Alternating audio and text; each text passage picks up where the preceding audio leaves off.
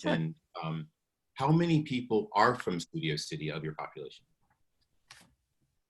It would be the 30. So I don't have a calculator in front of me. Actually, I do. I like. So.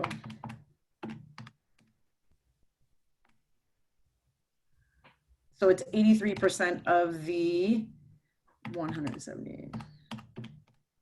So roughly 100 and somewhere between 140 and 150 when we brought them in on day one, the first week. Thank you. One of the questions that came up from somebody is if a person did have, in fact, a past criminal record, is that taken into consideration before they are placed in the program? Yeah, we don't do background checks. I kind of come from the philosophy of, regardless of a person's past criminal behavior, it's better to have them indoor supervised than outside running the street. And so if somebody did have a significant, we don't have children inside PRK. That's one requirement. We have family programs in Los Angeles to ensure that no family goes unsheltered. And on any given night in the San Fernando Valley, just to put that in context, we have about 400 families on any given night in a variety of different types of interim housing sites. So single family homes to motel rooms to actual shelter sites. So anybody that has a minor child cannot and does not qualify for Project Roomkey. People could be pregnant, but usually by the third trimester, we're trying to bring them over into the family program. And so, yeah, just back to what I was saying, we don't do background checks, but our thought and our premise has always been people that do have even some more of the severe type of criminal background, it's better to have them indoor supervised than just outside running the streets. Okay, thank you. I'm going to switch things over to Ben for a minute. Ben, how long is the current rental agreement between Sportsman's Lodge and Project Roomkey? And once the term has ended, does the hotel go under renovation? Oh, you're muted. There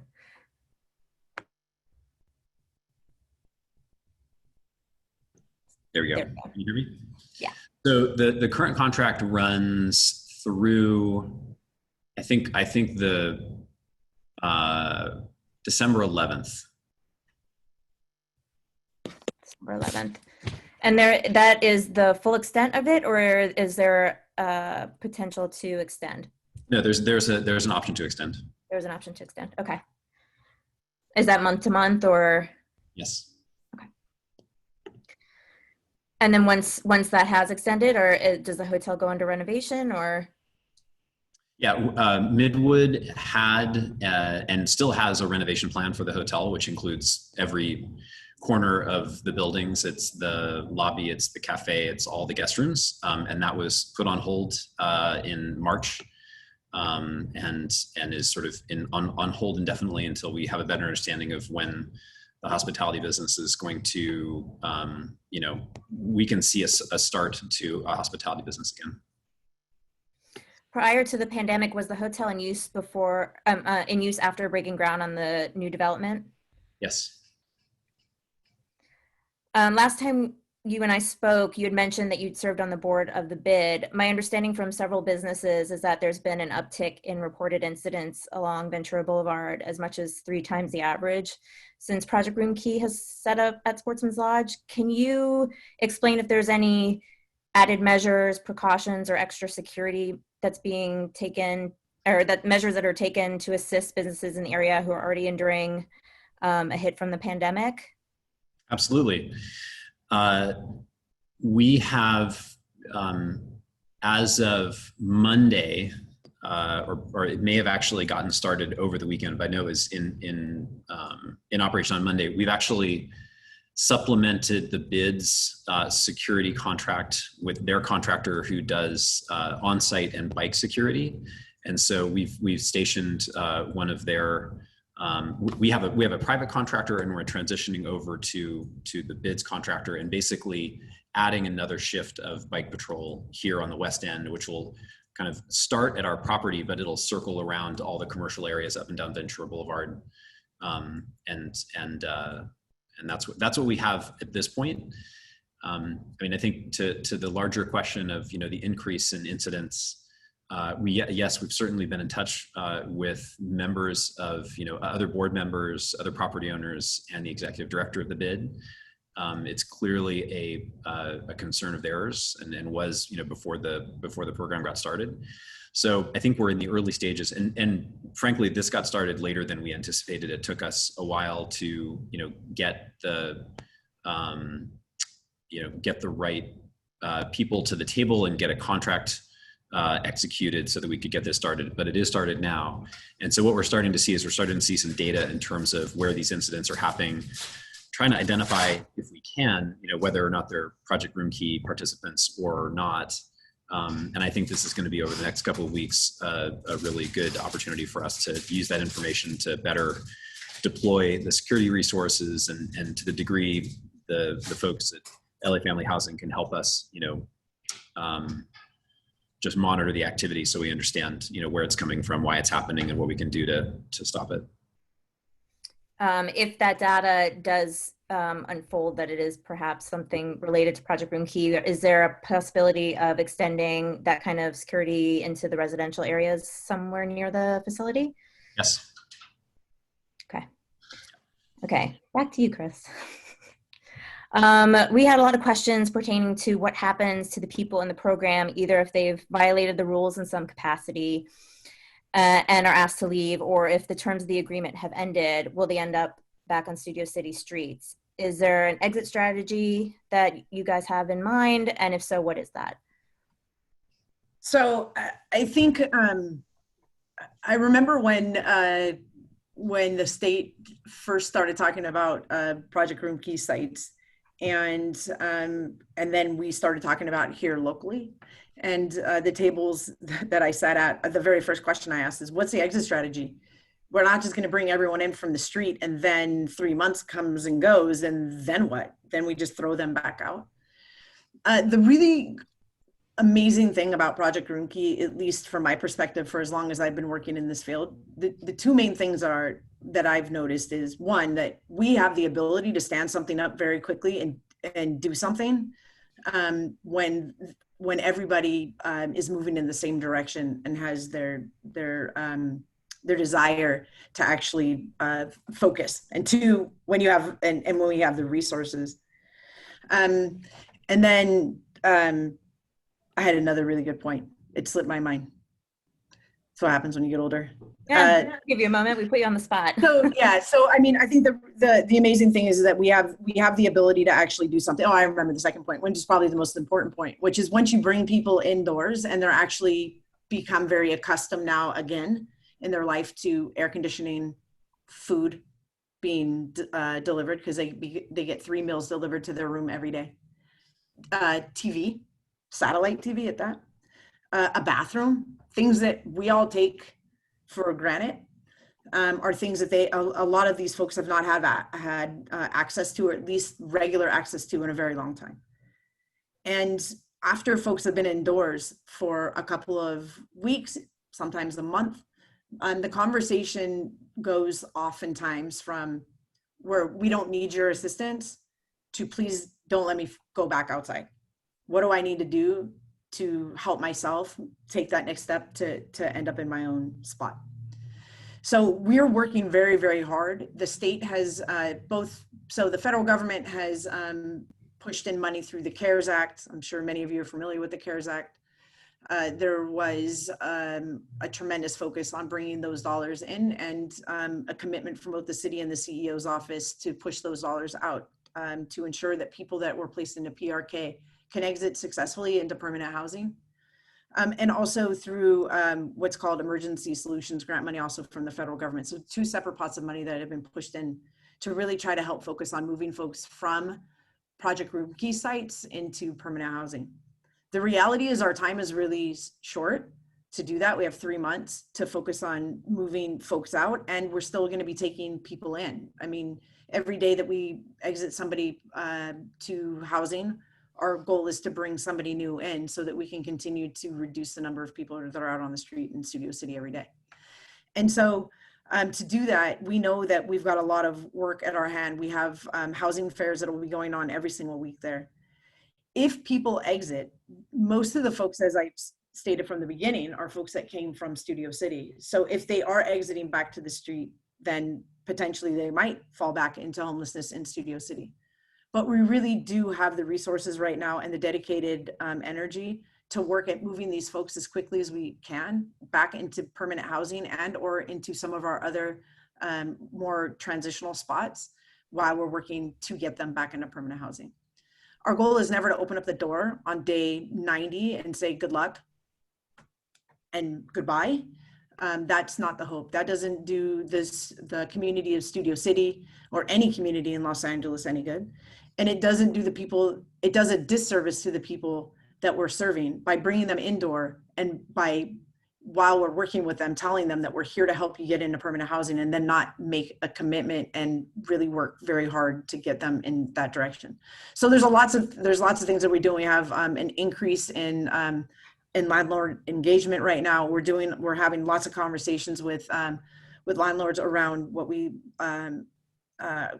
like to call bifurcated or multiple leases. So taking a 2-bedroom apartment or a 3-bedroom apartment, and instead of renting it out to a family, many of these units have been sitting because the costs are incredibly expensive. But to be able to break that up for 3 single adults, let's say it's $3,000 a month, 3 single adults can work even part-time and make $1,000 a month. So these are the types of strategies that we're taking right now to really focus and move folks from there so that they don't end back on the streets. Did the people in the program know about that 90-day timeline? People are aware that they're there for a very limited amount of time. Okay. Have there been any violations during at this point in time? And what's considered a violation?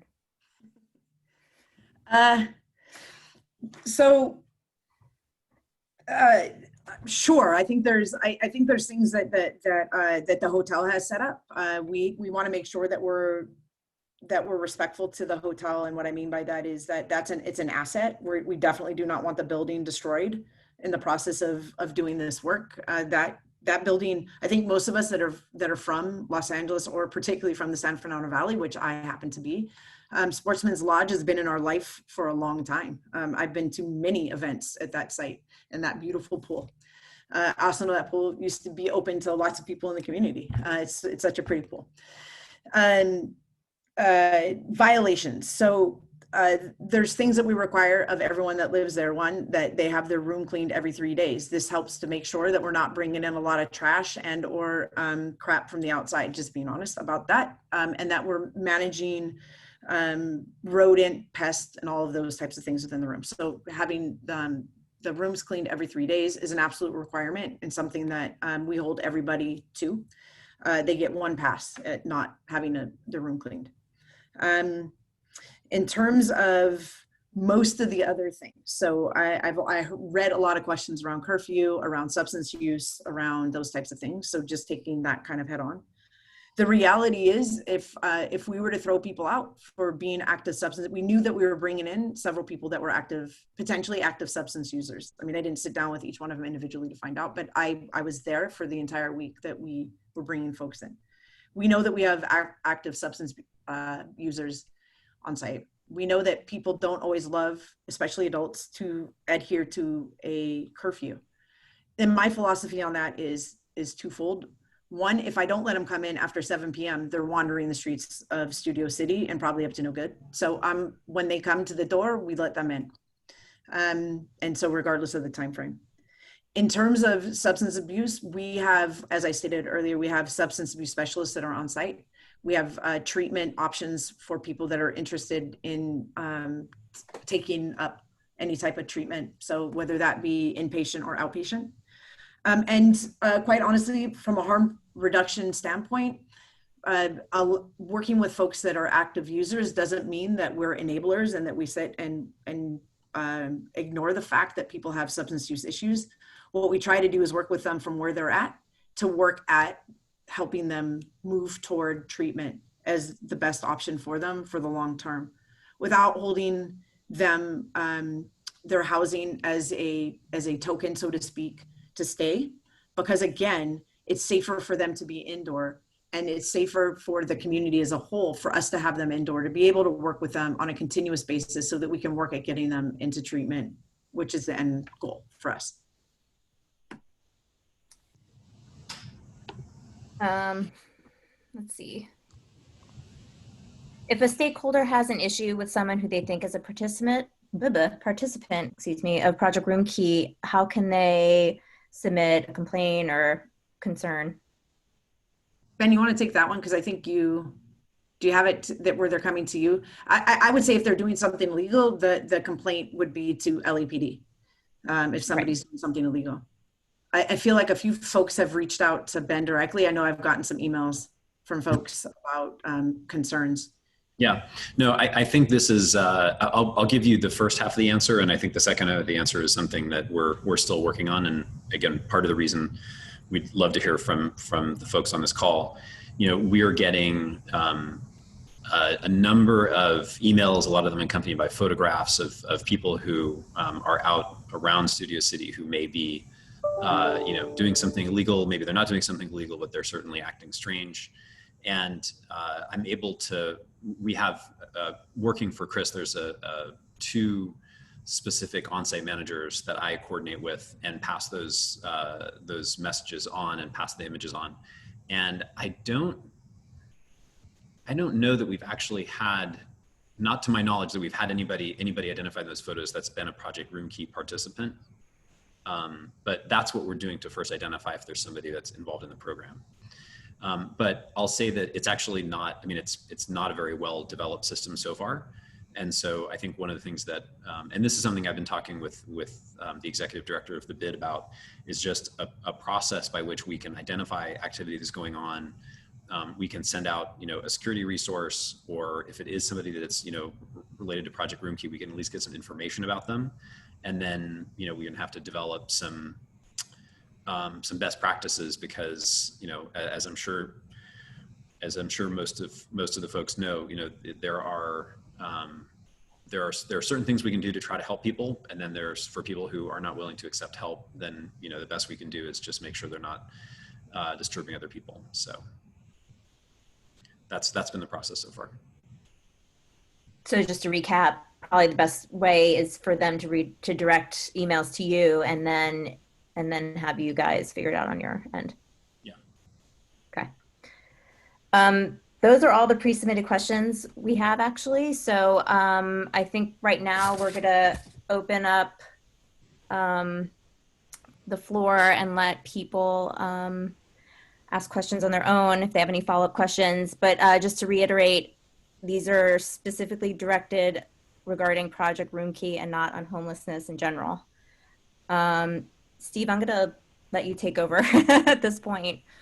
Okay. So for the attendees, I see 41 people on the call for attendees. If you could go ahead and raise your hand, and I'll select in no particular order, and you'll have give yourself about a minute, but no longer than 2 to ask your question. At which time we'll go ahead and cut it off because we have a lot of people we'd like to engage with Ben and Chris. Okay, so first up, I have Terry Austin. Hi, my question is, and I might have missed because I came in about 10 minutes into this. Is there anything that you see that we as community members can do to help this be a success? That is such a nice question. Thank you.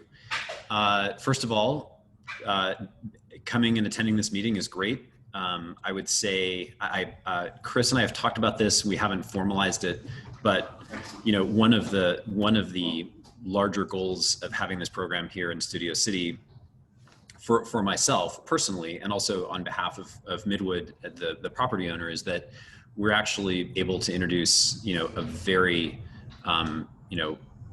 a very accomplished and very knowledgeable staff in Chris's team here, into the community to actually see how they can stand up a program and really help people. So to the degree you or anybody's interested in learning more about, ways to engage, ways to support people who are in the situation, we can certainly, set up something offline and do some training, or at least start having a conversation about people who are interested in seeing this, so some of these programs, continue after Project Roomkey leaves. But beyond that, I'd say, and this is something I've said before, and I'll say many, many times again, it's communication through me so that I can pass this information on to the folks at LA Family Housing and LASA. I don't know if you all see Stephen Yu here, but he's the representative from LASA. We can do something about it, or at least we can try, we can know what's going on. And Midwood, and with the resources that LA Family Housing is able to deploy, like we can deploy those resources and try to help. So I'd say, to reiterate, there's a lot more to learn for people who are interested in getting engaged, but the way to start is just things that you see that might be concerning. Send me an email, send me a photo if you can, and we'll do what we can. I would just add to that the opportunity to engage anybody that's interested in just coming by and seeing. Obviously, if you call us in advance, because we'd like to keep all the participants at the site safe as well as all of you safe. But to be able to take a tour and or just come on site, come to our main LA Family Housing location, which is in North Hollywood, to learn. Because I think that one of the things that I have been able to see, so Sportsmen is one of 5 PRK/quarantine sites that LA Family Housing operates, in addition to all of the other stuff that we had long before COVID, is that people start to change their mind when they start to get to know real stories of people that are experiencing homelessness. And I think when you look inside of a PRK site and you see folks that are 55 and 60 and 65 and 70 years old, they have a story to tell. And I think that story starts to help change the narrative and change people's minds. And I've seen this even with the hotel staff at all the different sites, where people came in oftentimes with a very preconceived notion about who people experiencing homelessness are, and had a different opportunity to be able to engage with them in a way that they've never been able to engage or thought possible to engage before. I think those are the opportunities that we take, because I think that it does start to change just the perception a little bit about people that are experiencing homelessness, and really understanding that so much of homelessness is economic and related to economic challenges versus the perception of just people that are mentally ill and or substance users. And I want to just, I'll thank you, Chris. And I want to also just make, I think I'll make 2, well, the one point I can remember, there was another one in there somewhere, is that, I know what it was. So the first, following what Chris is saying, 170 people are here. I'm here every day. I walk through the Project Roomkey program several times a day, and I walk around the property constantly. And I see probably what, a number of people in the neighborhood see, which is there are people who we haven't seen in this neighborhood before, or we have seen, but maybe we haven't seen them during the day, on Ventura Boulevard or, elsewhere nearby. But keep in mind that that is a fraction, a tiny fraction of the people who are inside, who are staying in their rooms, who are watching television, who are getting care. So, there's a lot going on inside, and whatever perceptions one might have of what's happening on the outside, it's not, is far from the whole program.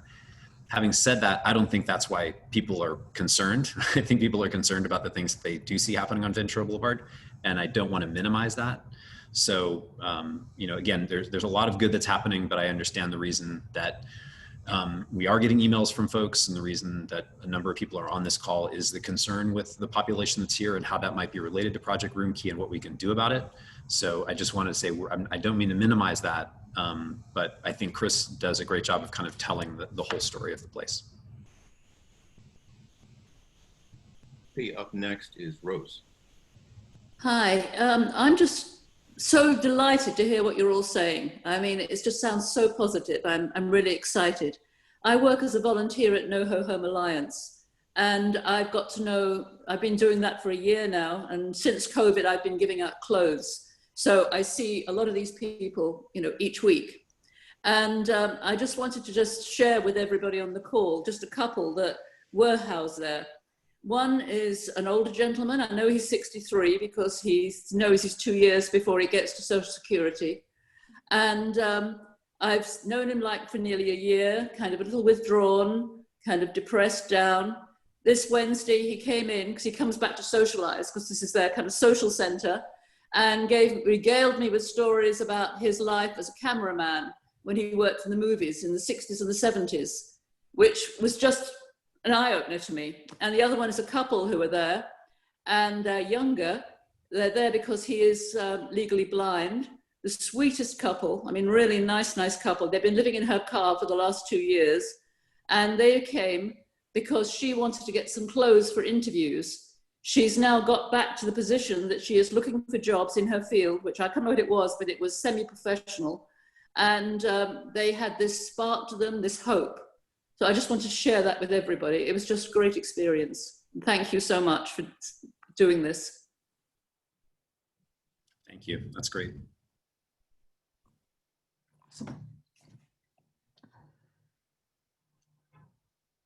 And Abra. I'm sorry. I thought Abra had her hand up. I'm sorry. She's just on the list first. I'm so sorry. Okay, so up next we have Patrice. Hi there. A few questions. Ben, I have one for you. So we found out what the budget is of what Sportsman's is making nightly on this. Is there any way, I know we've talked about it, that just to be preemptive, that possibly you will consider a patrol for the neighborhood? The neighbors are concerned, obviously, and I'm sure all of you understand why. And do you think the Sportsmans could do that for the neighborhood? Get us a patrol service while this is going on? Were there other questions, or do you want to answer that question? Well, we kind of had one for Chris as well. We were just wondering where the ones that are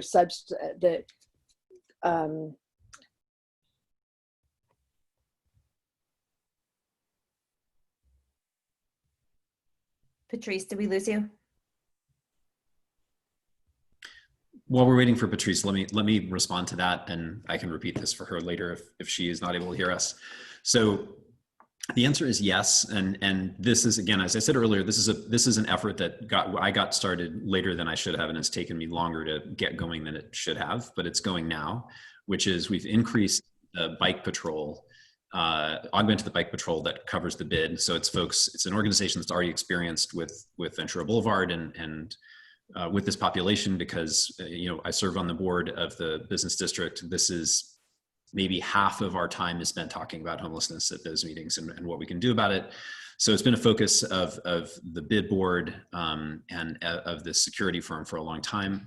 So what we're doing to start with is we're starting with this, with the contractor really starting at the Sportsman's Lodge property and monitoring and sort of like outwardly from here to try to track where people might be moving to.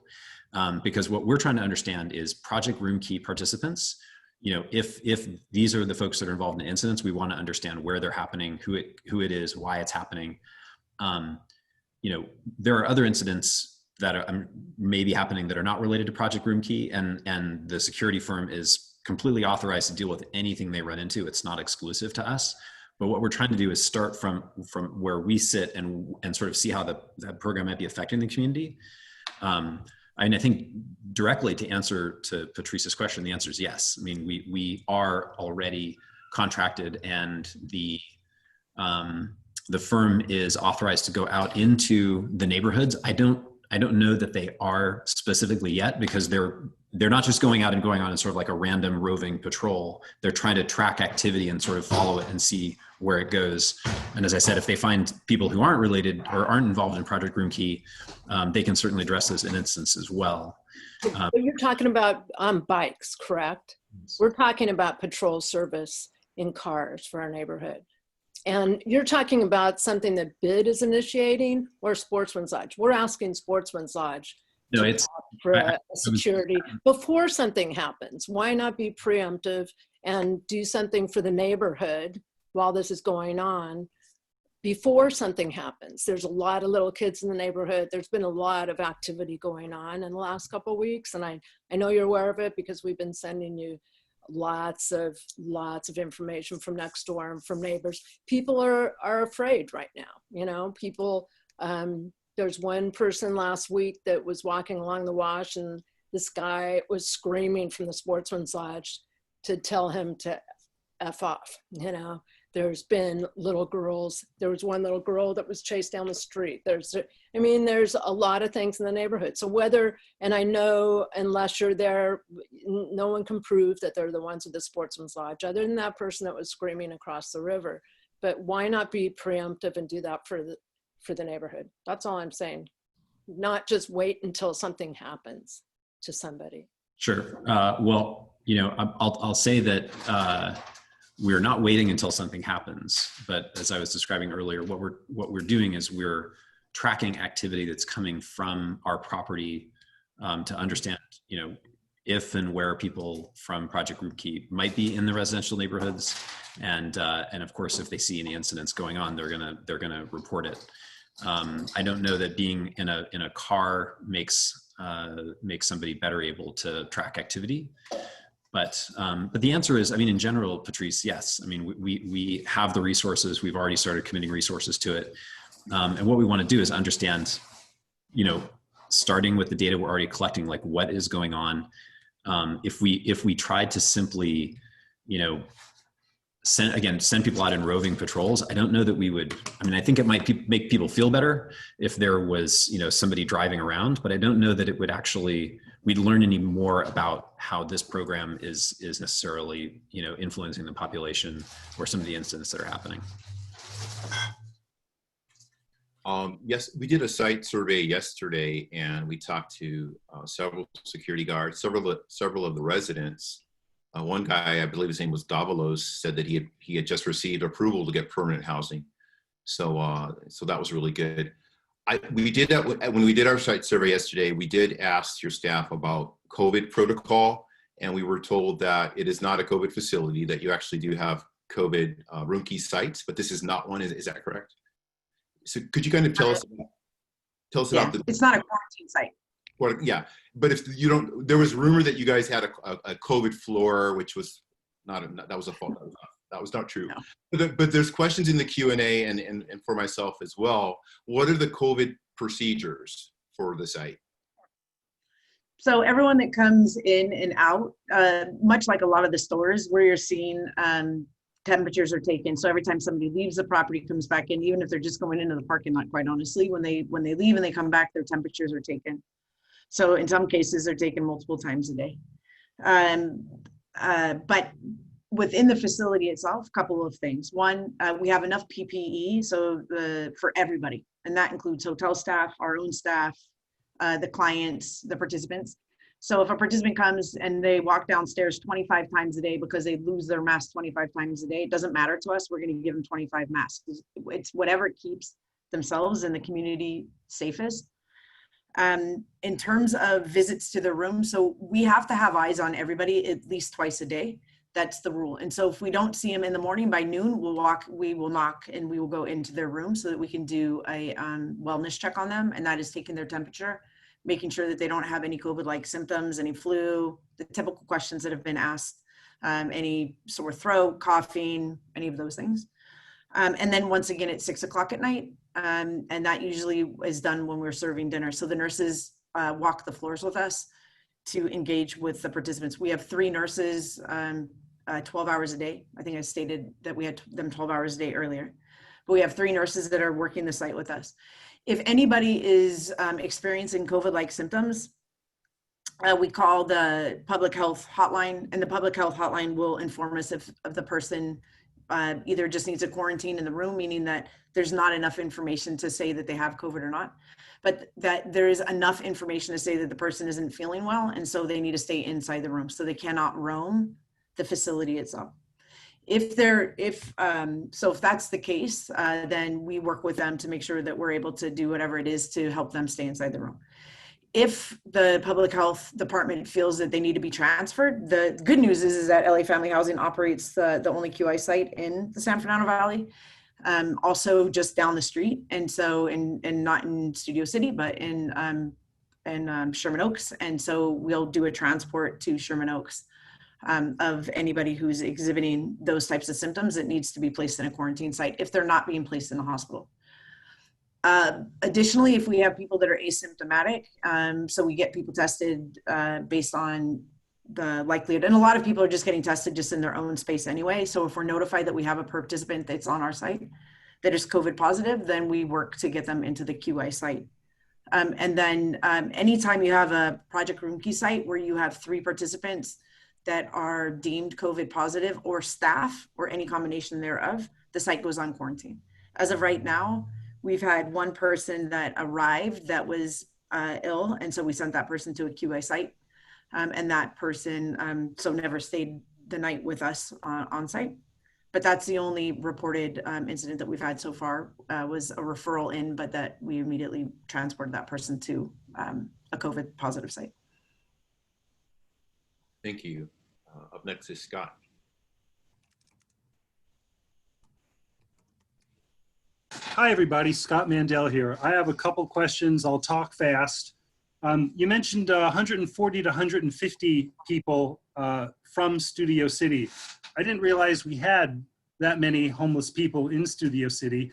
That being the case, we should see quite a bit of a drop in our underpasses and the bushes, and where people in Studio City were homeless. I'm not noticing a difference. I'm noticing more. So I'm not so sure about that number. My other question is, you mentioned substance abuse people that are in the program. Obviously, they have to get their substance, and dealers would then have to come into Studio City or proximate to the Sportsmen to provide them with the drugs. So back to what Patrice was saying, this is certainly a negative impact on our community, and I kind of think that was given the brush off that, oh well, they're going to abuse.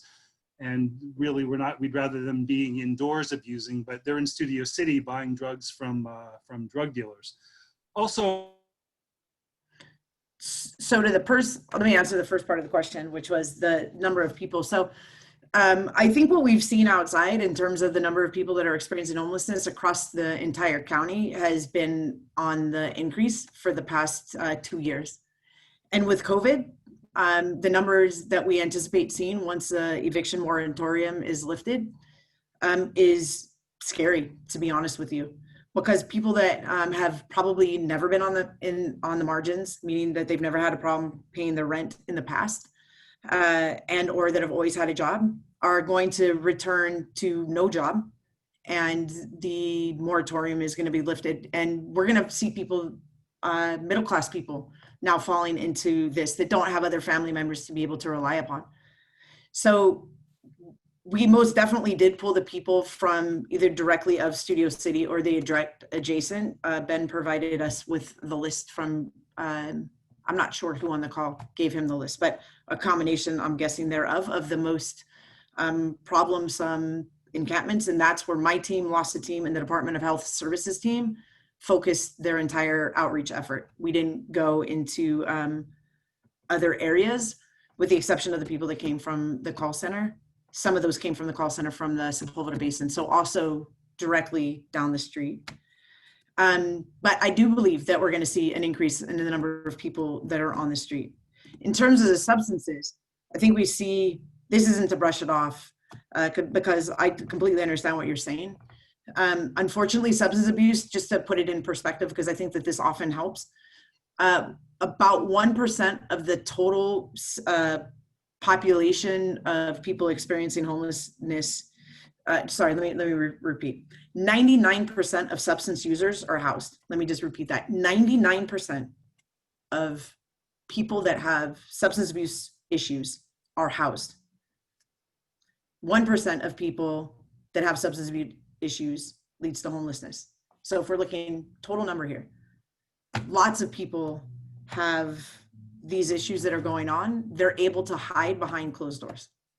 And so while I completely understand what you're saying, believe you me, I'm not trying to brush it off. I am a big believer in trying to get people the help that they need so that we don't continue to have the experience with substances, particularly right now, because what we've seen is an increase in fentanyl related deaths. And so even before the PRK site opened, I don't know if you saw this on the news. So about a week and a half before the PRK site opened at Sportsman's, there were 3 people that overdosed underneath one of the underpasses in Studio City as a direct result of fentanyl. And so substances are, unfortunately, they're everywhere. And our job is to work as expeditiously as we can to try to encourage folks to connect with the substance abuse treatment options that we have. There's good news in that there's new product that's out on the market that can help users, active users, get off, and making sure that we have the right level of support on site to be able to get them into open inpatient and outpatient beds. And so I hear the complaint. I completely understand the complaint. Yeah. I don't have a question. I was going to say we have about 5 minutes left. So let's get a couple more questions in if we can. Okay, this is a question from the Q&A board. Mitch was asking about email contact, if you guys would provide that. And Mitch, we can talk to you offline about those, but if Chris and Ben, do you guys have an email contact? Yeah, I can send you mine after. Ben, I think, has mine. Yeah, same. And I know that Rachel and Randy have mine as well, so feel free to share that. Rachel. Okay. And let's see, our last question will be from Richard. Rachel, please feel free to share my email as well. No problem. I'll make sure if anybody wants to email anyone that's on this call right now, feel free to email me at rtobias, TRTOBIAS at studiocitync.org, and I will get you in touch with who you need to talk with. And my email is sjohnson@studiocitync.org. Yeah, I'm aware of that. Okay. The question is to Ben or anybody else basically, there were quite a few people adjacent to where the parking overhangs and it has an encroachment on the LA River. Is that ever looked at or proposed, considering it is workmen working right above it? There's homeless people next to your back where you overhang the river. Are you talking about a current condition? Current condition. Once in a while when I drive by, I see them. So they're not on the water and power side, they only seem to be on your side. Interesting. Okay, no, I wasn't aware of that. Thank you. We'll make sure that our security is down there and sweeps it at least once a day. Is there a particular time of day that you think it's more likely? Richard, do you want to unmute yourself? Here. Answer your question, no, it's just various times when I drive by, they can't really get under there very far because of the overhang, but some of them do hang there. And I'm wondering if it's danger to your tools or your personnel because there's people working right above them. Yeah, no, that's definitely something we need to prevent for a number of reasons, not just for access to the construction site, but just for all the reasons we're talking about this evening, and making sure that if there are people that need help, they get help, and if there are people that are potentially congregating and making the COVID situation more dangerous, it's all stuff we're trying to avoid. You may know that the development project we have going right now, the retail. One of our conditions was to put actually a 2-layer fence around that whole area. So there'll be a security fence, and then in front of that, a decorative fence. So it should be up in the next, things never happen as quickly as the next 90 days. Those fences will be up, and so then that area will be inaccessible. Thank you. Yeah. Okay, well, folks, we're out of time. Before I turn it over to Rachel to conclude the call, I just wanted to say a reminder about the homelessness committee meeting. It'll be this Wednesday coming up. And also tonight at 7, Ron Galperin, the city controller, is hosting another town hall as well. So you have that to look forward to in about an hour if you can jump on that one. Anything else, Rachel? Just want to thank Chris Freed and Ben Besley and Stephen Yu for participating this evening. There were quite a few questions. I see there's a lot of hand raised that we didn't get to address this evening. So maybe we can talk about another conversation. But until then, thank you guys so much for taking the time to discuss this evening. Absolutely. Thanks for your time and thanks for participating. And thank you so much again to Randy and Rachel for setting this up. And Steve, pleasure to meet you. Hope to meet you in closer quarters at some point. Thank you, Chris. Thank you, Ben, everybody for attending tonight. And we, like I said, we would like to probably do another one maybe in a month or two possibly. We'll hit you up about that. Sounds good. Progress report. Thank you. Thank you all very much. Bye. Bye-bye.